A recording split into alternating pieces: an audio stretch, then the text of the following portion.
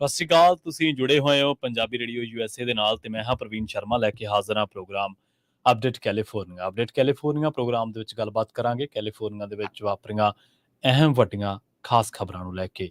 ਜਾਣਕਾਰੀਆਂ ਸਾਂਝੀਆਂ ਕਰਨ ਲਈ ਜੁੜ ਚੁੱਕੇ ਨੇ ਹਰਜੋਤ ਸਿੰਘ ਖਾਲਸਾ ਜੀ। ਹਰਜੋਤ ਸਿੰਘ ਜੀ, ਸਤਿ ਸ਼੍ਰੀ ਅਕਾਲ, ਸਵਾਗਤ ਹੈ ਜੀ ਪ੍ਰੋਗਰਾਮ ਦੇ ਵਿੱਚ। ਸਤਿ ਸ਼੍ਰੀ ਅਕਾਲ, ਧੰਨਵਾਦ ਜੀ ਆਇਆਂ ਨੂੰ। ਪੰਜਾਬੀ ਰੇਡੀਓ USA ਦੇ ਜਿੰਨੇ ਵੀ ਸਰੋਤੇ ਸਾਡੇ ਸਾਰੇ ਹੀ AM ਸਟੇਸ਼ਨਸ, FM ਸਟੇਸ਼ਨ, ਘਰਾਂ ਦੇ ਵਿੱਚ ਰੇਡੀਓ ਸੈਟਸ ਦੇ ਰਾਹੀਂ, ਟੈਲੀਫੋਨ ਦੇ ਰਾਹੀਂ, ਫੇਸਬੁੱਕ, YouTube ਤੇ ਲਾਈਵ ਦੇਖ ਰਹੇ ਹੋ, ਸੁਣ ਰਹੇ ਹੋ, ਸਾਰਿਆਂ ਨੂੰ ਜੀ ਆਇਆਂ ਨੂੰ ਤੇ ਬਹੁਤ ਹੀ ਪਿਆਰ ਤੇ ਸਤਿਕਾਰ ਭਰੀ ਸਤਿ ਸ਼੍ਰੀ ਅਕਾਲ।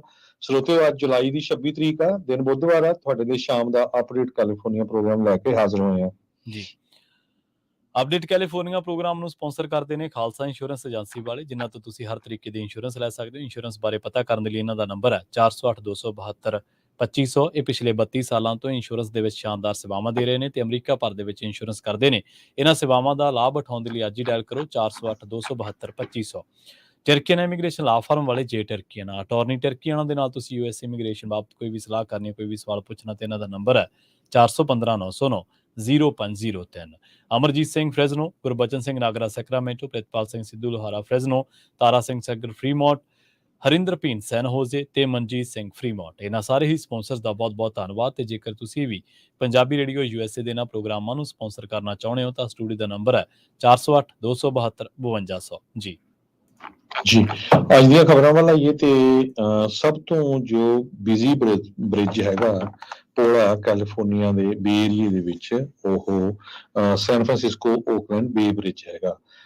ਤੇ ਲੇਟੈਸਟ ਖਬਰ ਆ ਰਹੀ ਹੈ ਵੀ ਇੱਕ ਬੀਬੀ ਕਾਰ ਦੇ ਵਿੱਚੋਂ ਉਤਰ ਕੇ ਆਪਣੀ ਪੂਰੀ ਤਰ੍ਹਾਂ ਵਸਤਰ ਲਾ ਕੇ ਉਸਨੇ ਬ੍ਰਿਜ ਦੇ ਐਨ ਮਿਡਲ ਦੇ ਵਿੱਚ ਆਪਣੀ ਕਾਰ ਖੜੀ ਕਰਕੇ ਲੋਕਾਂ ਦੇ ਉੱਤੇ ਜਿਹੜਾ ਆ ਚਾਕੂ ਲੈ ਕੇ ਗਾਲਾਂ ਕੱਢਣੀਆਂ ਸ਼ੁਰੂ ਕਰ ਦਿੱਤੀਆਂ। ਤੇ ਉਹ ਤੋਂ ਬਾਅਦ ਇਹ ਨਹੀਂ ਹੋਇਆ, ਇੱਕ ਆਪਣੀ ਗਨ ਦੇ ਵਿੱਚੋਂ ਉਸਨੇ ਗੋਲੀਆਂ ਵੀ ਚਲਾਈਆਂ।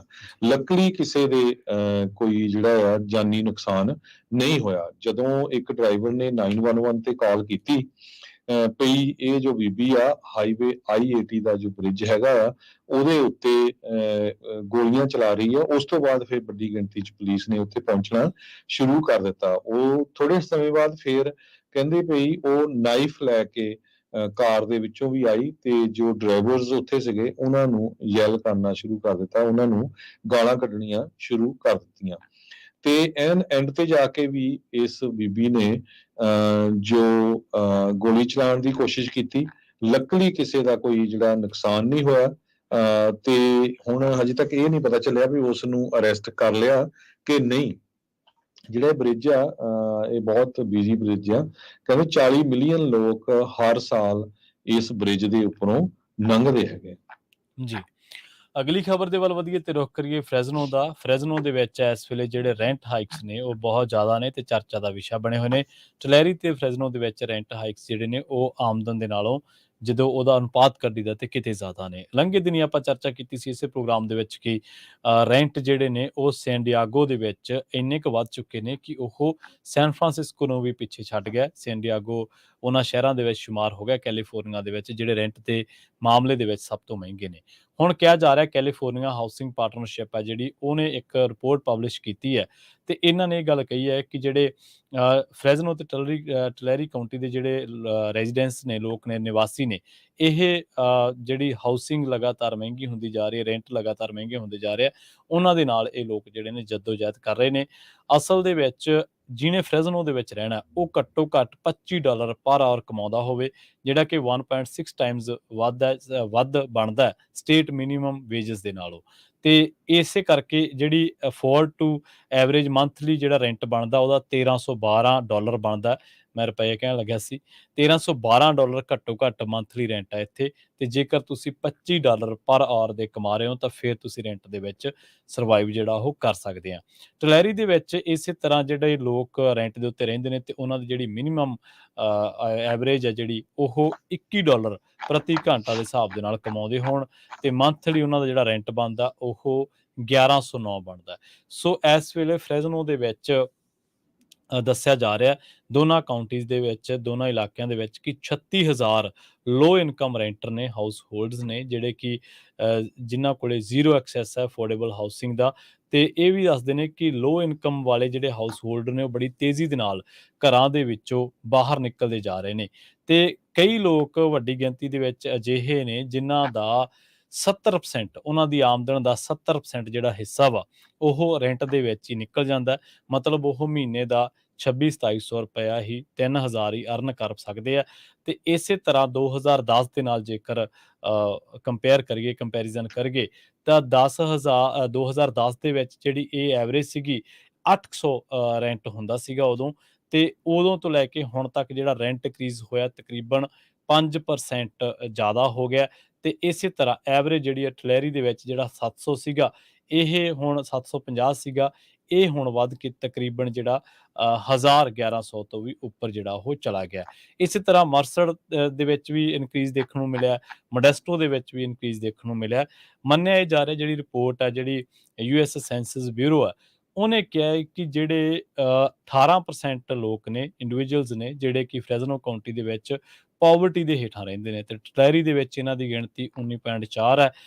ਕੰਪੈਰੀਜ਼ਨ ਜੇ ਕਰੀਏ ਸੈਨ ਫਰਾਂਸਿਸਕੋ ਕਾਉਂਟੀ ਦੇ ਨਾਲ ਇਹਨਾਂ ਦੋਨਾਂ ਦਾ ਤਾਂ ਜਿਹੜੀ ਸੈਨ ਫਰਾਂਸਿਸਕੋ ਦੇ ਵਿੱਚ ਜਿਹੜੇ ਲੋਕ ਇਸ ਵੇਲੇ ਰਹਿ ਰਹੇ ਨੇ ਦੌਲਤਮੰਦ ਲੋਕ ਉਹਨਾਂ ਦੇ ਵਿੱਚ 11% ਲੋਕ ਅਜਿਹੇ ਨੇ ਜਿਨ੍ਹਾਂ ਨੂੰ ਰਿਹਾਇਸ਼ ਜਿਹੜੀ ਆ ਉਹ ਮਹਿੰਗੀ ਲੱਗਦੀ ਹੈ। ਸੋ ਜਿਵੇਂ ਜਿਵੇਂ ਲੇਆਫਸ ਹੋ ਰਹੀਆਂ ਨੇ ਜਿਵੇਂ ਜਿਵੇਂ ਕੰਮ ਘਟ ਰਹੇ ਨੇ ਜਿਵੇਂ ਜਿਵੇਂ ਵਿਆਜ ਦਰਾਂ ਵੱਧ ਰਹੀਆਂ ਨੇ ਉਵੇਂ ਉਵੇਂ ਜਿਵੇਂ ਜਿਵੇਂ ਕਾਰੋਬਾਰਾਂ ਤੇ ਇਹਨਾਂ ਚੀਜ਼ਾਂ ਦਾ ਪ੍ਰਭਾਵ ਪੈਂਦਾ ਤੇ ਉਵੇਂ ਉਵੇਂ ਤੁਹਾਡੇ ਰਹਿਣ ਦੇ ਜਿਹੜੀ ਥਾਂ ਹੈ ਉਹਦੇ ਦੇ ਉੱਤੇ ਦਾ ਪ੍ਰਭਾਵ ਪੈਂਦਾ ਤੇ ਤੁਹਾਡੀ ਜਿਹੜੀ ਰਿਹਾਇਸ਼ ਹੈ ਜਿਹਨੂੰ ਤੁਸੀਂ ਅਫੋਰਡ ਕਰਦੇ ਆ ਉਹ ਲਗਾਤਾਰ ਮਹਿੰਗੀ ਹੁੰਦੀ ਹੈ ਤੇ ਇਸੇ ਕਰਕੇ ਲੋ ਇਨਕਮ ਵਾਲੇ ਜਿਹੜੇ ਲੋਕ ਨੇ ਉਹ ਰਿਹਾਇਸ਼ ਤੋਂ ਕਈ ਵਾਰੀ ਜਾਂ ਤਾਂ ਵਾਂਝੇ ਰਹਿ ਜਾਂਦੇ ਨੇ ਜਾਂ ਫਿਰ ਰਿਹਾਇਸ਼ ਵਾਲੀ ਜਿਹੜੀ ਅਫੋਰਡੇਬਿਲਟੀ ਆ ਉਹਨਾਂ ਦੀ ਪਹੁੰਚ ਤੋਂ ਬਾਹਰ ਹੋ ਜਾਂਦੀ ਹੈ। ਜੀ ਅਗਲੀ ਖਬਰ ਵੱਲ ਚਲੀਏ। ਕੈਲੀਫੋਰਨੀਆ ਦੀ ਇੱਕ ਫੈਮਿਲੀ ਨੇ 7.6 ਮਿਲੀਅਨ ਡਾਲਰ ਆਪਣੀ ਜੇਬ ਦੇ ਵਿੱਚ ਪਾ ਲਿਆ ਜੋ ਉਹਨਾਂ ਨੇ ਐਰੀਜ਼ੋਨਾ ਤੋਂ ਕੈਨਸ ਬੋਟਲ ਜਿਹੜੀਆਂ ਹੁੰਦੀਆਂ ਆ ਯੂਜ਼ਡ ਹੁੰਦੀਆਂ ਉਹਨਾਂ ਨੂੰ ਲਿਆ ਕੇ ਕੈਲੀਫੋਰਨੀਆ ਦੇ ਵਿੱਚ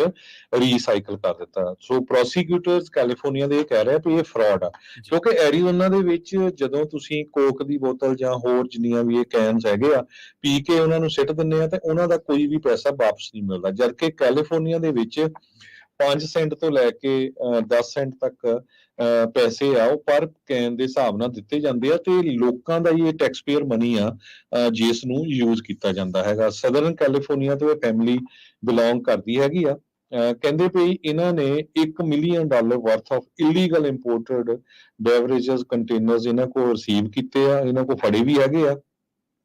ਮਿਲੀਅਨਸ ਆਫ ਡਾਲਰ ਇਹਨਾਂ ਨੇ ਬਣਾਏ ਆ। ਫੈਲਨੀ ਕੰਪਲੇਨ ਇਹਨਾਂ ਦੇ ਅਗੇਂਸਟ ਫਾਈਲ ਕੀਤੀ ਗਈ ਸੀ ਰਿਵਰਸਾਈਡ ਕਾਉਂਟੀ ਦੇ ਵਿੱਚ ਇੱਕੋ ਪਰਿਵਾਰ ਦੇ 8 ਜਣੇ ਇਹਦੇ ਵਿੱਚ ਇਨਵੋਲਵ ਹੈਗੇ ਆ। ਐਰੀਜ਼ੋਨਾ ਤੋਂ ਇਹ ਕੈਨਸ ਲਿਆਂਦੇ ਸੀ ਇਹਨਾਂ ਨੇ 178 ਟਨ ਕੈਨ ਐਰੀਜ਼ੋਨਾ ਤੋਂ 8 ਮਹੀਨਿਆਂ ਦੇ ਵਿੱਚ ਲਿਆਂਦੇ ਤੇ ਉਹਨਾਂ ਨੂੰ ਰੀਸਾਈਕਲ ਕਰਨ ਦੇ ਲਈ ਕੈਲੀਫੋਰਨੀਆ ਦੇ ਵਿੱਚ ਦਿੱਤਾ ਜਿਸ ਤੋਂ ਉਹਨਾਂ ਨੇ 7.6 ਮਿਲੀਅਨ ਡਾਲਰ ਕਮਾਇਆ। ਅਟਾਰਨੀ ਜਨਰਲ ਰੌਬ ਬਾਂਟਾ ਕੈਲੀਫੋਰਨੀਆ ਦੇ ਕਹਿੰਦੇ ਆ ਇਹ ਇਲੀਗਲ ਆ ਬੇਵਰੇਜ ਕੰਟੇਨਰ ਜੋ ਇੰਪੋਰਟ ਕਰਨੇ ਕਿਸੇ ਵੀ ਸਟੇਟ ਤੋਂ ਕਿਉਂਕਿ ਕੈਲੀਫੋਰਨੀਆ ਸਟੇਟ ਜਿਸ ਤਰ੍ਹਾਂ ਮੈਂ ਤੁਹਾਨੂੰ ਦੱਸਿਆ ਹੀ ਹੈ 5 ਤੋਂ ਲੈ ਕੇ 10 ਸੈਂਟ ਤੱਕ ਕੈਲੀਫੋਰਨੀਆ ਰਿਡੈਂਪਸ਼ਨ ਵੈਲਿਊ ਇਹ CRV ਜਿਹਨੂੰ ਕਹਿ ਦਿੰਦੇ ਆ ਉਹ ਪੈਸੇ ਦਿੰਦੀ ਹੈ ਕਿ ਜਦੋਂ ਤੁਸੀਂ ਉਹ ਰੀਸਾਈਕਲਿੰਗ ਸੈਂਟਰ ਨੂੰ ਆਪਣੇ ਕੈਨ ਜਾਂ ਪਾਣੀ ਦੀਆਂ ਬੋਤਲਾਂ ਜਿਹੜੀਆਂ ਖਾਲੀ ਹੁੰਦੀਆਂ ਇਹ ਦਿੰਦੇ ਆ। 1200 ਦੇ ਕਰੀਬ ਰੀਸਾਈਕਲਿੰਗ ਸੈਂਟਰ ਕੈਲੀਫੋਰਨੀਆ ਦੇ ਵਿੱਚ ਹੈਗੇ ਆ। ਐਰੀਜ਼ੋਨਾ 'ਚ ਇਦਾਂ ਦਾ ਕੋਈ ਪ੍ਰੋਗਰਾਮ ਨਹੀਂ ਹੈਗਾ। ਇਹ ਪਹਿਲੀ ਵਾਰੀ ਨਹੀਂ ਹੋਇਆ ਇਸ ਤੋਂ ਪਹਿਲਾਂ ਵੀ 6 ਲੋਕਾਂ ਨੂੰ ਚਾਰਜ ਕੀਤਾ ਗਿਆ ਸੀ ਜੋ ਐਰੀਜ਼ੋਨਾ ਤੋਂ ਲਿਆ ਕੇ ਕੇਨਸ ਜਾਂ ਵਾਟਰ ਬੋਟਲਸ ਜਿਹੜੀਆਂ ਖਾਲੀ ਆ ਪਲਾਸਟਿਕ ਦੀਆਂ ਉਹਨਾਂ ਨੂੰ ਲਿਆ ਕੇ ਕੈਲੀਫੋਰਨੀਆ ਦੇ ਵਿੱਚ ਰੀਸਾਈਕਲਿੰਗ ਸਕੀਮ ਦੇ ਅੰਡਰ ਉਹਨਾਂ ਨੇ $10 ਮਿਲੀਅਨ ਬਣਾਇਆ ਸੀ। ਸੋ 2010 ਤੋਂ ਲੈ ਕੇ 2019 ਤੱਕ 9 ਸਾਲਾਂ ਦੇ ਵਿੱਚ 93 ਲੋਕਾਂ ਨੂੰ ਕੈਲੀਫੋਰਨੀਆ ਸਟੇਟ ਨੇ ਇੰਡਾਈਟ ਕੀਤਾ ਹੈਗਾ ਉਹ ਕਨਵਿਕਟਡ ਹੋਏ ਆ ਰੀਸਾਈਕਲਿੰਗ ਫਰਾਡ ਦੇ ਵਿੱਚ। ਇਹ ਰਿਪੋਰਟ ਜੋ ਹੈ ਇੱਕ ਨਾਨ ਪ੍ਰੋਫਿਟ ਕੰਜ਼ਿਊਮਰ ਵਾਚਡੌਗ ਨੇ ਤਿਆਰ ਕੀਤੀ ਹੈ। ਜੀ ਸੈਨ ਹੋਜ਼ੇ ਦਾ ਰੁਖ ਕਰਾਂਗੇ। ਸੈਨ ਹੋਜ਼ੇ ਦੇ ਵਿੱਚ ਪੁਲਿਸ ਨੇ ਇੱਕ ਅਜਿਹੇ ਨੌਜਵਾਨ ਨੂੰ ਗ੍ਰਿਫਤਾਰ ਕਰਨ ਦਾ ਦਾਅਵਾ ਕੀਤਾ ਜਿਨੇ ਪਿਛਲੇ ਦਿਨੀ ਇੱਕ ਬੰਦੇ ਉੱਤੇ ਕਾਤਲਾਨਾ ਹਮਲਾ ਕੀਤਾ ਸੀ ਤੇ ਕਈ ਲੋਕਾਂ ਨੂੰ ਉਹਨੇ ਭੱਦੀਆਂ ਗਾਲਾਂ ਜਿਹੜੀਆਂ ਕੱਢੀਆਂ ਸੀ। 31 ਸਾਲਾ ਇਹ ਬੰਦਾ ਸੈਨ ਹੋਜ਼ੇ ਦਾ ਰਹਿਣ ਵਾਲਾ ਤੇ ਆਇਡੈਂਟੀਫਾਈ ਕੀਤਾ ਗਿਆ ਉਹਨੂੰ ਵਿਲੀਅਮ ਸਟੀਵਰਟ ਦੇ ਨਾਮ ਤੇ ਉਹਨੂੰ ਅਰੈਸਟ ਕੀਤਾ ਗਿਆ ਸ਼ੱਕ ਦੇ ਆਧਾਰ ਤੇ ਕਿ ਉਹਨੇ ਕਤਲ ਕਰਨ ਦੀ ਕੋਸ਼ਿਸ਼ ਕੀਤੀ ਤੇ ਲੁੱਟ ਖੋਹ ਦੇ ਇਰਾਦੇ ਦੇ ਨਾਲ ਜੁਲਾਈ 19 2023 ਨੂੰ ਉਹਨੇ ਇੱਕ ਸਟੈਬਿੰਗ ਇਨਸੀਡੈਂਟ ਨੂੰ ਵੀ ਅੰਜਾਮ ਦਿੱਤਾ ਹੈ। ਇਹ ਘਟਨਾ ਵਾਪਰੀ ਹੈ ਇੱਕ ਮਾਊਂਟੇਨ ਵਿਊ ਜਿਹੜਾ ਉੱਥੇ ਸੇਫਵੇ ਸਟੋਰ ਦੇ ਬਾਹਰ। ਅਫੀਸ਼ੀਅਲ ਰਿਪੋਰਟ ਦੇ ਮੁਤਾਬਕ ਮਾਊਂਟੇਨ ਵਿਊ ਪੁਲਿਸ ਡਿਪਾਰਟਮੈਂਟ ਆ ਜਿਹੜਾ, ਉਹਨਾਂ ਨੇ ਇਹ ਗੱਲ ਕਹੀ ਹੈ ਕਿ 34 ਸਾਲਾ ਇੱਕ ਜਿਹੜਾ ਕਿ ਬੰਦਾ ਸੀਗਾ ਈਸਟ ਪਾਲੋ ਆਲਟੋ ਦਾ ਰਹਿਣ ਵਾਲਾ, ਉਹਨੂੰ ਮਲਟੀਪਲ ਸਟੈਬ ਕੀਤੇ ਗਏ ਸੀਗੇ ਤੇ ਉਸ ਤੋਂ ਬਾਅਦ ਉਹ ਜ਼ਖਮੀ ਹੋ ਗਿਆ ਸੀਗਾ ਤੇ ਉਸ ਨੂੰ ਹਸਪਤਾਲ ਜਿਹੜਾ ਉਹ ਪਹੁੰਚਾਇਆ ਗਿਆ ਸੀਗਾ ਬੜੀ ਕ੍ਰਿਟੀਕਲ ਹਾਲਤ ਦੇ ਵਿੱਚ। ਉਸ ਤੋਂ ਬਾਅਦ ਪੁਲਿਸ ਨੇ ਇਸ ਮਸਲੇ ਦੀ ਜਦੋਂ ਜਾਂਚ ਪੜਤਾਲ ਕੀਤੀ ਸੀ ਤਾਂ ਕੈਸਟਰੋ ਸਟਰੀਟ VTA ਲਾਈਟ ਰੇਲ ਜਿਹੜਾ ਸਟੇਸ਼ਨ ਹੈ ਉੱਥੇ ਇਸ ਜਿਹੜਾ ਵਿਲੀਅਮ ਸਟੀਵਰਟ ਆ ਇਹਨੂੰ ਸ਼ੱਕ ਦੇ ਆਧਾਰ ਤੇ ਪੁਲਿਸ ਨੇ ਚੱਕਿਆ ਤੇ ਜਦੋਂ ਇਹ ਤੋਂ ਪੁੱਛਗਿੱਛ ਕੀਤੀ ਗਈ ਤਾਂ ਫਿਰ ਪਤਾ ਲੱਗਿਆ ਕਿ ਇਹ ਜਿਹੜਾ ਬੰਦਾ ਸਟੀਵਰਟ ਆ ਜਿਹੜਾ ਇਹੀ ਹੋ ਸਕਦਾ ਜਿਹਨੇ ਉਹ 34 ਸਾਲਾ ਈਸਟ ਪਾਲੋ ਆਲਟੋ ਦੇ ਰਹਿਣ ਵਾਲੇ ਬੰਦੇ ਦੇ ਉੱਤੇ ਹਮਲਾ ਕੀਤਾ ਸੀਗਾ। ਪਤਾ ਲੱਗਿਆ ਕਿ ਬਾਅਦ ਦੇ ਵਿੱਚ ਜਿਹੜਾ ਇਹ ਵਿਕਟਮ ਸੀਗਾ ਇਹਨੇ ਰਿਕਵਰੀ ਕੀਤੀ, ਇਹਨੂੰ ਘਰ ਭੇਜਿਆ ਗਿਆ ਤੇ ਮਾਊਂਟੇਨ ਵਿਊ ਜਿਹੜਾ ਪੁਲਿਸ ਡਿਪਾਰਟਮੈਂਟ ਆ ਉਹ ਇਸ ਘਟਨਾ ਦੀ ਹੋਰ ਪੱਖਾਂ ਤੋਂ ਵੀ ਜਾਂਚ ਕਰ ਰਿਹਾ ਹੈ ਤੇ ਸ਼ੱਕ ਇਹ ਪ੍ਰਗਟਾਇਆ ਜਾ ਰਿਹਾ ਕਿ ਜਿਹੜਾ 31 ਸਾਲਾ ਸੈਨ ਹੋਜ਼ੇ ਦਾ ਰਹਿਣ ਵਾਲਾ ਵਿਲੀਅਮ ਸਟੀਵਰਟ ਹੈ, ਲੰਘੇ ਜਿਹੜੇ ਕੁਝ ਸਮੇਂ ਦੇ ਵਿੱਚ ਕੁਝ ਚੋਰੀ ਦੀਆਂ ਵਾਰਦਾਤਾਂ ਜਾਂ ਲੁੱਟ ਖੋਹ ਦੀਆਂ ਵਾਰਦਾਤਾਂ ਹੋਈਆਂ ਨੇ, ਖਾਸ ਕਰਕੇ ਜਿਹੜੀਆਂ ਰਾਤ ਨੂੰ ਵਾਪਰੀਆਂ ਨੇ, ਉਹਨਾਂ ਦੇ ਵਿੱਚ ਇਹਦਾ ਕਿਸੇ ਨਾ ਕਿਸੇ ਤਰੀਕੇ ਦਾ ਹੱਥ ਹੋ ਸਕਦਾ ਹੈ। ਅਸਲ ਦੇ ਵਿੱਚ ਪੁਲਿਸ ਨੂੰ ਇਹ ਲੱਗਦਾ ਕਿ ਉਹੀ ਗਰੋਹ ਹੈ ਜਿਹੜਾ ਓਲਡ ਏਜ ਲੋਕਾਂ ਨੂੰ ਜਾਂ ਹੈਂਡੀਕੈਪ ਨੂੰ ਜਾਂ ਉਹਨਾਂ ਲੋਕਾਂ ਨੂੰ ਜਿਹੜੇ ਸਟੋਰਾਂ ਤੇ ਤਾਂ ਆਉਂਦੇ ਨੇ ਪਰ ਉਹਨਾਂ ਦੇ ਕੋਲੇ ਕੋਈ ਸਾਧਨ ਨਹੀਂ ਹੁੰਦਾ, ਮਤਲਬ ਪੈਦਲ ਹੁੰਦੇ ਨੇ, ਤਾਂ ਉਹਨਾਂ ਨੂੰ ਉਹ ਹਨੇਰੀਆਂ ਥਾਵਾਂ ਤੇ ਜਾਂ ਸੁੰਨਸਾਨ ਰਾਹਾਂ ਤੇ ਆਪਣਾ ਨਿਸ਼ਾਨਾ ਬਣਾ ਲੈਂਦੇ ਆ। ਜੀ। ਕੈਲੀਫੋਰਨੀਆ ਦੇ ਅਟਾਰਨੀ ਜਨਰਲ ਟੈਸਲਾ ਕੰਪਨੀ ਨੂੰ ਇਨਵੈਸਟੀਗੇਟ ਕਰ ਰਿਹਾ ਹੈ, ਖਾਸ ਕਰਕੇ ਉਹਨਾਂ ਦਾ ਜੋ ਆਟੋ ਪਾਇਲਟ ਸੇਫਟੀ ਪ੍ਰੋਗਰਾਮ ਆ, ਕਹਿੰਦੇ ਵੀ ਇਹਦੇ ਵਿੱਚ ਬਹੁਤ ਜ਼ਿਆਦਾ ਫਾਲਸ ਐਡਵਰਟਾਈਜ਼ਿੰਗ ਹੋ ਰਹੀ ਆ। ਉਹਨਾਂ ਨੂੰ ਕਾਫੀ ਕੰਪਲੇਨਸ ਲੋਕਾਂ ਤੋਂ ਮਿਲੀਆਂ ਹੈਗੀਆਂ ਵੀ ਈਵਨ ਦੋ ਇਹ ਕਾਰ ਦੇ ਵਿੱਚ ਦੱਸਿਆ ਗਿਆ ਐਡਵਰਟਾਈਜ਼ਮੈਂਟ 'ਚ ਵੀ ਇਹ ਆਟੋ ਪਾਇਲਟ ਬੜੀ ਸੇਫ ਹੈਗੀ ਆ, ਪਰ ਇੱਕ ਗ੍ਰੈਗ ਵੈਬਸਟਰ ਨਾਮ ਦੇ ਬੰਦੇ ਨੇ ਕਹਿੰਦੇ ਵੀ ਮੈਂ 2018 ਦੇ ਵਿੱਚ ਟੈਸਲਾ ਮਾਡਲ 3 ਖਰੀਦੀ ਸੀ ਤੇ ਉਸਨੇ ਫੈਡਰਲ ਟ੍ਰੇਡ ਕਮਿਸ਼ਨ ਦੇ ਕੋਲ ਅਗਸਤ 2022 ਦੇ ਵਿੱਚ ਕੰਪਲੇਨ ਫਾਈਲ ਕੀਤੀ ਫੈਂਟਮ ਬ੍ਰੇਕਿੰਗ ਦੀ। ਜਿਹਦਾ ਮਤਲਬ ਕੀ ਆ ਵੀ ਆਲ ਆਫ ਸਡਨ ਕਾਰ ਨੇ ਬ੍ਰੇਕਾਂ ਜਿਹੜੀਆਂ ਲਾ ਦਿੱਤੀਆਂ, ਕੋਈ ਰੀਜ਼ਨ ਨਹੀਂ ਸੀ, ਕਹਿੰਦਾ ਕੋਈ ਕਿਸੇ ਤਰ੍ਹਾਂ ਦੀ ਰੋਕ ਨਹੀਂ ਸੀ। ਸੋ ਇਸ ਤੋਂ ਬਿਨਾਂ ਹੋਰ ਵੀ ਕਾਫੀ ਕੰਪਲੇਨਸ ਅਟਾਰਨੀ ਜਨਰਲ ਦੇ ਆਫਿਸ ਵਿੱਚ ਪਹੁੰਚੀਆਂ ਆ। CNBC ਨੇ ਕਨਫਰਮ ਕੀਤਾ ਵੀ ਇੱਕ ਕੈਲੀਫੋਰਨੀਆ ਦੇ ਅਟਾਰਨੀ ਜਨਰਲ ਦੇ ਆਫਿਸ ਦੇ ਵਿੱਚ ਐਜ਼ ਏ ਐਨਾਲਿਸਟ ਬੰਦਾ ਕੰਮ ਕਰਦਾ, ਉਹ ਪੂਰੀ ਜੋ ਆ ਇਨਵੈਸਟੀਗੇਸ਼ਨ ਕਰ ਰਿਹਾ ਜਿਨ੍ਹਾਂ ਲੋਕਾਂ ਕੋਲ ਟੈਸਲਾ ਹੈਗੀ ਆ ਜੋ ਇਸ ਫੀਚਰ ਨੂੰ ਯੂਜ਼ ਕਰਦੇ, ਪਲੱਸ ਟੈਸਲਾ ਦੇ EMPLOYEES ਨੂੰ ਵੀ। ਇੱਕ ਸਾਬਕਾ ਟੈਸਲਾ ਦਾ EMPLOYEE, ਉਹਦੀ ਜੋ ਫੈਮਿਲੀ 2021 ਮਾਡਲ 3 ਓਨ ਕਰਦੀ ਆ, ਉਹਨਾਂ ਨੇ ਵੀ ਜੁਲਾਈ 2030 ਦੇ ਵਿੱਚ ਕੰਟੈਕਟ ਕੀਤਾ ਸੀ ਇੱਕ ਸੀਨੀਅਰ ਐਨਾਲਿਸਟ ਨੂੰ ਕੈਲੀਫੋਰਨੀਆ ਦਾ ਜੋ ਅਟਾਰਨੀ ਜਨਰਲ ਦੀ ਕੰਜ਼ਿਊਮਰ ਪ੍ਰੋਟੈਕਸ਼ਨ ਡਿਵੀਜ਼ਨ ਦੇ ਵਿੱਚ ਹੈਗਾ ਵੀ ਇਹ ਪ੍ਰੋਬਲਮ ਉਹਦੇ ਵਿੱਚ ਹੈਗੀਆਂ ਆ। ਇਹ ਅਨਯੂਜ਼ੂਅਲ ਨਹੀਂ ਹੈਗਾ। ਲਾ ਐਨਫੋਰਸਮੈਂਟ ਆਫਿਸਰ ਜੋ USA ਦੇ ਵਿੱਚ ਹੈਗੇ ਆ, ਉਹ ਕੰਜ਼ਿਊਮਰ ਕੰਪਲੇਨ ਜੋ ਫਾਈਲ ਹੁੰਦੀਆਂ FTC ਦੇ ਕੋਲ, ਫੈਡਰਲ ਟ੍ਰੇਡ ਕਮਿਸ਼ਨ ਦੇ ਕੋਲ, ਉਹਨਾਂ ਦਾ ਜਿਹੜਾ ਡਾਟਾ ਆ ਉਹ ਸਾਰਾ ਇਕੱਠਾ ਕਰਦੇ ਹੈਗੇ ਆ। ਡਿਪਾਰਟਮੈਂਟ ਆਫ ਜਸਟਿਸ ਵੀ ਇਹਦੀ ਜੋ ਆ ਇਨਵੈਸਟੀਗੇਸ਼ਨ ਕਰ ਰਹੀ ਹੈਗੀ ਆ।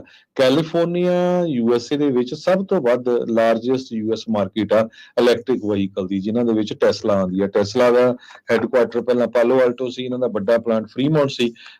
ਸੋ ਇਹਨਾਂ ਨੇ ਆਪਣਾ ਹੈੱਡਕੁਆਟਰ ਜੋ ਆ ਉਹ ਪਾਲੋ ਆਲਟੋ ਤੋਂ ਆਸਟਨ ਟੈਕਸਸ ਦੇ ਵਿੱਚ ਸਨ 2021 ਦੇ ਵਿੱਚ ਮੂਵ ਕਰ ਲਿਆ ਸੀ। California department of motor vehicle investigation ਕਰ ਰਹੀ ਆ ਟੈਸਲਾ ਦੀ ਡਰਾਈਵਰ ਅਸਿਸਟੈਂਸ ਸਿਸਟਮ ਦੀ ਕਾਫੀ ਸਾਲਾਂ ਤੋਂ। ਕਹਿੰਦੇ ਵੀ ਇਹ ਜੋ ਕੰਪਨੀ ਆ ਬੜੀ ਡਿਸੈਪਟਿਵ ਪ੍ਰੈਕਟਿਸਿਸ, ਜਾਣੀ ਕਿ ਝੂਠੀਆਂ ਜਿਹੜੀਆਂ ਪ੍ਰੈਕਟਿਸਿਸ ਯੂਜ਼ ਕਰ ਰਹੀ ਆ ਮਾਰਕੀਟਿੰਗ ਦੇ ਵਿੱਚ, ਵੀ ਉਹਨਾਂ ਦੀ ਆਟੋ ਪਾਇਲਟ ਤੇ ਜੋ FSD ਟੈਕਨੋਲੋਜੀ ਆ ਬਹੁਤ ਵਧੀਆ ਤਰੀਕੇ ਦੇ ਨਾਲ ਕੰਮ ਕਰਦੀ ਆ। ਜੀ। ਫਰੈਜ਼ਨੋ ਦਾ ਰੁਖ ਕਰਾਂਗੇ। ਫਰੈਜ਼ਨੋ ਦੇ ਵਿੱਚ ਪੁਲਿਸ ਨੇ 15 ਲੋਕਾਂ ਨੂੰ ਜਿਹੜੀਆਂ DUI ਟਿਕਟ ਦਿੱਤੀਆਂ ਨੇ ਸੈਟਰਡੇ ਨਾਈਟ ਨੂੰ, ਤੇ ਪਤਾ ਲੱਗਿਆ ਕਿ DUI ਜਿਹੜੀ ਪੈਟਰੋਲਿੰਗ ਆ ਉਹਦੇ ਦਰਮਿਆਨ ਇਹ ਜਿਹੜੀਆਂ ਫਰੈਜ਼ਨੋ ਪੁਲਿਸ ਡਿਪਾਰਟਮੈਂਟ ਵੱਲੋਂ 15 ਲੋਕਾਂ ਨੂੰ ਅਰੈਸਟ ਕੀਤਾ ਗਿਆ, ਮਾਫ ਕਰਨਾ ਮੈਂ ਟਿਕਟ ਕਹਿ ਗਿਆ, ਅਰੈਸਟ ਕੀਤਾ ਗਿਆ। ਡਰਾਈਵਰ ਜਿਹੜੇ ਨੇ ਚਾਰਜ ਕੀਤਾ ਗਿਆ, ਡਰਾਈਵਰਸ ਨੂੰ ਚਾਰਜ ਕੀਤਾ ਗਿਆ ਫਸਟ ਟਾਈਮ DUI ਫੇਸ ਐਨ ਐਵਰੇਜ, ਤੇ ਇਹਨਾਂ ਨੂੰ ਤਕਰੀਬਨ 13,500 ਦੇ ਜਿਹੜੇ ਜੁਰਮਾਨੇ ਨੇ ਜਾਂ ਪੈਨਲਟੀਜ਼ ਨੇ ਉਹ ਪਾਏ ਗਏ ਨੇ। ਕਈਆਂ ਦੇ ਜਿਹੜੇ ਲਾਇਸੈਂਸ ਨੇ ਉਹ ਵੀ ਸਸਪੈਂਡ ਕਰ ਦਿੱਤੇ ਗਏ ਨੇ।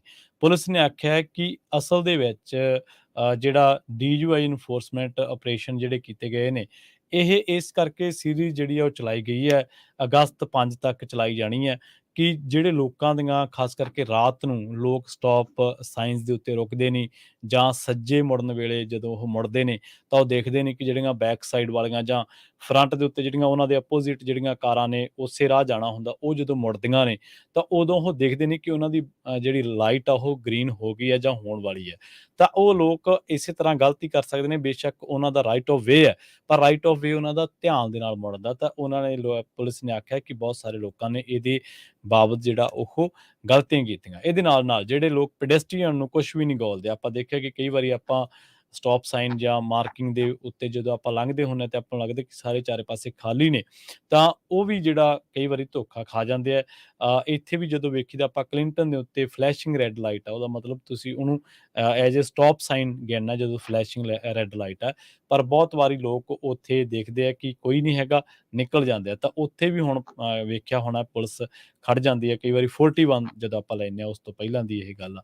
ਤਾਂ ਇਸ ਕਰਕੇ ਉਹਨਾਂ ਨੇ ਕਿਹਾ ਕਿ ਤਕਰੀਬਨ 15 ਜਿਹੜੇ ਡਰਾਈਵਰ ਨੇ ਉਹਨਾਂ ਨੂੰ ਤਾਂ ਅਰੈਸਟ ਕਰਨਾ ਪਿਆ ਤੇ ਬਹੁਤੇ ਲੋਕ ਸਾਨੂੰ ਖੁਦ ਕਾਲ ਆਈ ਸੀ 911 ਤੇ ਕਿ ਜਿਹੜੇ ਸਸਪੈਕਟਡ ਸੀਗੇ ਡਰੰਕ ਡਰਾਈਵਰ ਦੇ, ਤੇ ਜਦੋਂ ਉਹਨਾਂ ਦੀ ਜਾਂਚ ਕੀਤੀ ਗਈ ਤੇ ਉਹਨਾਂ ਦੇ ਵਿੱਚੋਂ ਵੀ ਬਹੁਤੇ ਵਾਕਈ ਇਹਦੇ ਡਰੰਕ ਡਰਾਈਵਰ ਦੇ ਜਿਹੜੇ ਦੋਸ਼ੀ ਪਾਏ ਗਏ ਤੇ ਇਸ ਕਰਕੇ ਉਹਨਾਂ ਦੇ ਵਿੱਚੋਂ ਬਹੁਤਿਆਂ ਦੇ ਲਾਇਸੈਂਸ ਜਿਹੜੇ ਨੇ ਉਹ ਸਸਪੈਂਡ ਕਰਨੇ ਪਏ ਨੇ। ਜੀ ਜੀ ਅੱਜ ਫੈਡਰਲ ਰਿਜ਼ਰਵ ਬੋਰਡ ਨੇ quarter basis point interest rate ਵਧਾ ਦਿੱਤਾ ਹੈਗਾ। ਪਿਛਲੀ ਵਾਰੀ ਜਦੋਂ ਜੂਨ ਦੇ ਵਿੱਚ ਮੀਟਿੰਗ ਹੋਈ ਸੀ ਉਸ ਟਾਈਮ ਦੇ ਉੱਤੇ ਇੰਟਰਸਟ ਰੇਟ ਨਹੀਂ ਵਧਾਇਆ ਗਿਆ ਸੀ ਤੇ ਨਾਲ ਦੀ ਨਾਲ ਫੈਡਰਲ ਰਿਜ਼ਰਵ ਬੋਰਡ ਨੇ ਇਹ ਬੜੇ ਕੌਨਫੀਡੈਂਸਲੀ ਕਿਹਾ ਕਿ ਸਾਨੂੰ ਲੱਗਦਾ ਨਹੀਂ ਕਿ ਰਿਸੈਸ਼ਨ ਆਊਗਾ, ਬੜੀ ਸੌਫਟ ਲੈਂਡਿੰਗ ਅਸੀਂ ਕਰਨ ਜਾ ਰਹੇ ਹਾਂ, ਪਰ ਸਾਡਾ ਮਕਸਦ ਸਟਿਲ ਇਹੀ ਆ ਵੀ ਜੋ ਇਨਫਲੇਸ਼ਨ ਆ ਉਹ ਜੋ ਟਾਰਗੇਟ ਰੱਖਿਆ ਗਿਆ ਸੀ 2% ਦਾ ਉੱਥੇ ਲੈ ਕੇ ਆਣਾ ਤਾਂ ਕਿ ਮਿਨੀਮਮ ਡੈਮੇਜ ਇਕਨੋਮੀ ਦੀ ਹੋ ਸਕੇ। ਹਜੇ ਵੀ ਅਨਪਲਾਇਮੈਂਟ ਰੇਟ ਜੋ ਆ ਬੜਾ ਲੋ ਹੈਗਾ ਤੇ ਰਿਸੈਸ਼ਨ ਦੇ ਕੋਈ ਚਾਂਸ ਨਹੀਂ ਲੱਗਦੇ। GDP ਤੇ ਸਪੈਂਡਿੰਗ ਡਾਟਾ ਵੀ ਫੈਡਰਲ ਡਿਸੀਜਨ ਦੇ ਨਾਲ ਐਗਰੀ ਕਰਦੇ ਹੈਗੇ ਆ ਤੇ ਆਉਣ ਵਾਲੇ ਸਮੇਂ ਦੇ ਵਿੱਚ ਇਹ ਵੀ ਨਹੀਂ ਕਦੇ ਇੰਡੀਕੇਸ਼ਨ ਦਿੱਤੀ ਗਈ ਜਰਮੀ ਪਾਵਲ ਵੱਲੋਂ ਵੀ ਉਹ ਇੰਟਰਸਟ ਰੇਟ ਘਟਾ ਸਕਦੇ ਆ ਕਿ ਨਹੀਂ। ਸੋ ਹੁਣ ਜਦੋਂ ਨੈਕਸਟ ਮੀਟਿੰਗ ਹੋਊਗੀ ਉਹਦੇ ਵਿੱਚ ਦੇਖਦੇ ਹਾਂ ਕਿ ਇੰਟਰਸਟ ਰੇਟ ਵਧਾਉਂਦੇ ਆ ਕਿ ਨਹੀਂ, ਪਰ ਜਿਸ ਤਰ੍ਹਾਂ ਆਪਾਂ ਤੁਹਾਨੂੰ ਸਵੇਰੇ ਵੀ ਖਬਰਾਂ 'ਚ ਦੱਸਿਆ ਸੀ ਇੰਟਰਸਟ ਰੇਟ ਫੈਡ ਨੇ ਜੋ ਇਸ ਟਾਈਮ ਦੇ ਉੱਤੇ 5.5% ਕਰਤਾ ਜੋ ਬੈਂਕਾਂ ਦਾ। ਸੋ ਬੈਂਕਾਂ ਨੇ ਜਦੋਂ ਕੰਜ਼ਿਊਮਰ ਨੂੰ ਦੇਣਾ ਆ ਉਹ ਨੈਚੁਰਲੀ ਤੁਹਾਨੂੰ ਪਤਾ ਹੀ ਆ ਵੀ ਉਹ 2-2.5% ਉਤੋਂ ਉੱਪਰ ਹੋਣਾ ਹੈਗਾ। ਜੀ ਜੀ ਅਗਲੀ ਖਬਰ ਜਿਹੜੀ ਆ ਲਾਸ ਐਂਜਲਸ ਤੋਂ ਆ। ਲਾਸ ਐਂਜਲਸ ਦੇ ਬਾਰੇ ਕੱਲ ਇੱਕ ਖਬਰ ਸਾਂਝੀ ਕੀਤੀ ਸੀ। ਸਰਜੀਓ ਐਂਡਰਿਓ ਗਾਰਸੀਆ ਜਿਹੜਾ ਕਿ 21 ਸਾਲਾਂ ਦਾ, ਇਹਦੇ ਬਾਰੇ ਕਿਹਾ ਗਿਆ ਸੀਗਾ ਕਿ ਇਹਨੇ ਕਈ ਔਰਤਾਂ ਨੂੰ ਆਪਣਾ ਨਿਸ਼ਾਨਾ ਬਣਾਇਆ, ਕਈਆਂ ਦੇ ਨਾਲ ਭੱਦੇ ਇਸ਼ਾਰੇ ਕੀਤੇ, ਕਈਆਂ ਨੂੰ ਗਾਲਾਂ ਕੱਢੀਆਂ ਤੇ ਕਈਆਂ ਦੇ ਨਾਲ ਜਿਸਮਾਨੀ ਛੇੜਛਾੜ ਵੀ ਕੀਤੀ।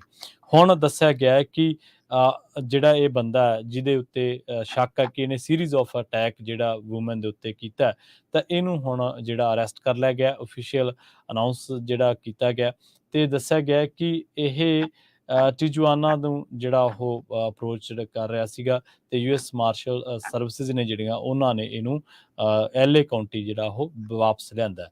ਇਹ ਬੰਦਾ ਉਹੀ ਹੈ ਜਿਹਦੇ ਬਾਰੇ ਕੱਲ ਖਬਰ ਸਾਂਝੀ ਕੀਤੀ ਸੀ ਕਿ ਇਹਨੇ ਕਈ ਔਰਤਾਂ ਨੂੰ ਆਪਣਾ ਨਿਸ਼ਾਨਾ ਬਣਾਇਆ, ਹਵਸ ਦਾ ਨਿਸ਼ਾਨਾ ਵੀ ਬਣਾਇਆ ਤੇ ਇਹਨੇ ਕਈ ਔਰਤਾਂ ਦੇ ਕੱਪੜੇ ਪਾੜੇ ਤੇ ਕਈਆਂ ਨੂੰ ਗੰਦੇ ਮੰਦੇ ਇਸ਼ਾਰੇ ਵੀ ਜਿਹੜੇ ਕੀਤੇ ਤੇ ਇਹਨੇ ਹੱਦ ਤਾਂ ਉਦੋਂ ਲੰਘ ਗਿਆ ਜਦੋਂ ਇਹ 67 ਸਾਲਾ ਇੱਕ ਔਰਤ ਨੂੰ ਉੱਤੇ ਇਹਨੇ ਅਟੈਕ ਕੀਤਾ ਤੇ ਜਦੋਂ ਉਹ ਆਪਣਾ ਫਰੰਟ ਯਾਰਡ ਆ ਜਿਹੜਾ ਉਹ ਸਾਫ਼ ਕਰ ਰਹੀ ਸੀ ਤੇ ਉਹਦੀ ਜਿਹੜੀ ਹਾਲਤ ਆ, ਰੋਜ਼ਲੀਨਾ ਮਾਰਟਿਨਸ ਈਸਟ ਲਾਸ ਐਂਜਲਸ ਦੇ ਇਲਾਕਿਆਂ ਦੇ ਵਿੱਚ ਉਹਨੂੰ ਜਿਹੜਾ ਅਸੌਲਟ ਕੀਤਾ ਗਿਆ ਸੀਗਾ, ਇਸ ਤਰ੍ਹਾਂ ਉਹਨੂੰ ਬੇਇੱਜ਼ਤ ਕੀਤਾ ਗਿਆ ਸੀ, ਸੱਟ ਮਾਰੀ ਗਈ ਸੀ ਤੇ ਬਹੁਤ ਬੁਰੀ ਤਰ੍ਹਾਂ ਦੇ ਨਾਲ ਖੂਨ ਜਿਹੜਾ ਉਹਦੇ ਮੂੰਹ ਵਿੱਚੋਂ ਵਹਿ ਰਿਹਾ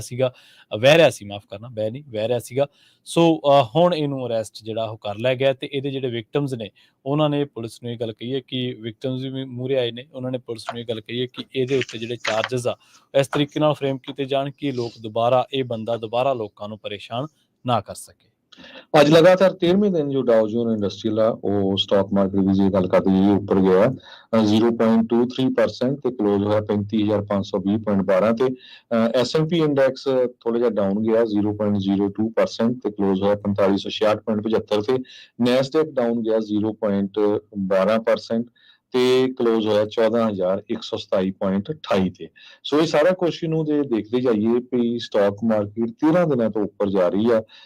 ਇਹ ਇੱਕ ਤਰ੍ਹਾਂ ਦੇ ਨਾਲ ਜੋ ਇਕਨੋਮਿਸਟ ਆ ਉਹ ਕਹਿ ਰਿਹਾ ਵੀ ਐਕਸਟ੍ਰੀਮ ਗਰੀਡ ਆ, ਕਿ ਬਹੁਤ ਜ਼ਿਆਦਾ ਲਾਲਚ ਆ ਲੋਕਾਂ ਦਾ। ਸੋ ਇਹ ਲਾਲਚ ਕਈ ਵਾਰੀ ਲਾਲਚ ਬੁਰੀ ਬਲਾ ਹੈ ਕਿ ਝਟਕਾ ਵੀ ਦੇ ਸਕਦਾ ਹੈ। ਸੋ ਇਸੇ ਤਰ੍ਹਾਂ ਜੇ ਕਰੰਸੀ ਦੀ ਗੱਲ ਕਰਦੇ ਜਾਈਏ, $1 ਦੇ ਬਰਾਬਰ ਇੰਡੀਆ ਦੇ 81 ਰੁਪਏ ਤੇ 98 ਪੈਸੇ ਰਹੇ ਆ। $1 ਦੇ ਬਰਾਬਰ ਪਾਕਿਸਤਾਨ ਦੇ 287 ਰੁਪਏ ਤੇ 38 ਪੈਸੇ, $1 ਦੇ ਬਰਾਬਰ ਕੈਨੇਡਾ ਦੇ $1 ਤੇ 32 ਸੈਂਟ। ਜੀ, ਸੋ ਹਰਜੋਤ ਸਿੰਘ ਜੀ, ਆਪਣਾ ਜਿਹੜਾ ਪ੍ਰੋਗਰਾਮ ਦਾ ਸਮਾਂ ਜੀ ਉਹ ਸਮਾਪਤੀ ਵਾਲਾ, ਲਈਏ ਜੀ ਇਜਾਜ਼ਤ। ਜੀ, ਮੇਰੇ ਹਰਜੋਤ ਸਿੰਘ ਵੱਲੋਂ ਤੇ ਪ੍ਰਵੀਨ ਸ਼ਰਮਾ ਵੱਲੋਂ ਤੁਹਾਨੂੰ ਸਾਰਿਆਂ ਨੂੰ ਬਹੁਤ ਹੀ ਪਿਆਰ ਤੇ ਸਤਿਕਾਰ ਭਰੀ ਸਤਿ ਸ੍ਰੀ ਸਤਿ ਸ੍ਰੀ ਅਕਾਲ ਤੇ ਸੁਣਦੇ ਰਹੋ ਪੰਜਾਬੀ ਰੇਡੀਓ US। US।